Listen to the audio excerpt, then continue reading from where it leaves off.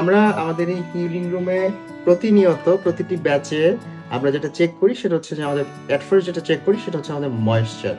So আমরা আমাদের moisture metre দিয়ে আমরা প্রথমে আমরা যে কোনো একটা ব্যাচ থেকে নির্দিষ্ট একটা প্রোডাক্টকে আমরা চেক করার চেষ্টা করি যে আমাদের এখানে আসলে যেমন এটা অ্যাক্টিভেটেড চারকোল এবং গোট, আমরা এটার ময়েশ্চারটা কেমন আছে সেটা আমরা এখানে দেখতে পাচ্ছি।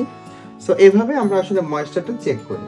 সো এটা একটা নির্দিষ্ট ময়েশ্চারে থাকলে দেন আমরা এটাকে আসলে বাজারজাত করার চেষ্টা করি, বিকজ ওই নির্দিষ্ট স্ট্যান্ডার্ডের নিচে থাকা মানে হচ্ছে যে আপনার স্কিন ড্রাই হয়ে যাওয়া, এবং ওটার ময়েশ্চার যদি বেশি থাকে এটার মানে হচ্ছে যে আপনার সোপটা বেশি গলে যাবে। যদিও ন্যাচারাল সোপ একটু বেশি গলে, বাট স্টিল আমরা আমাদের সোপের কোয়ালিটিটা কনসিস্টেন্ট রাখার জন্য এবং কোয়ালিটিটা ভালো রাখার জন্য আমরা একটা নির্দিষ্ট স্ট্যান্ডার্ডে, যেটা গ্লোবাল স্ট্যান্ডার্ড রয়েছে, সেই স্ট্যান্ডার্ডে আমরা আমাদের ময়েশ্চার কন্টেন্টটা ধরে রাখি এবং তারপরে আমরা এটাকে বাজারজাত করার জন্য প্যাকেজিং করা শুরু করি।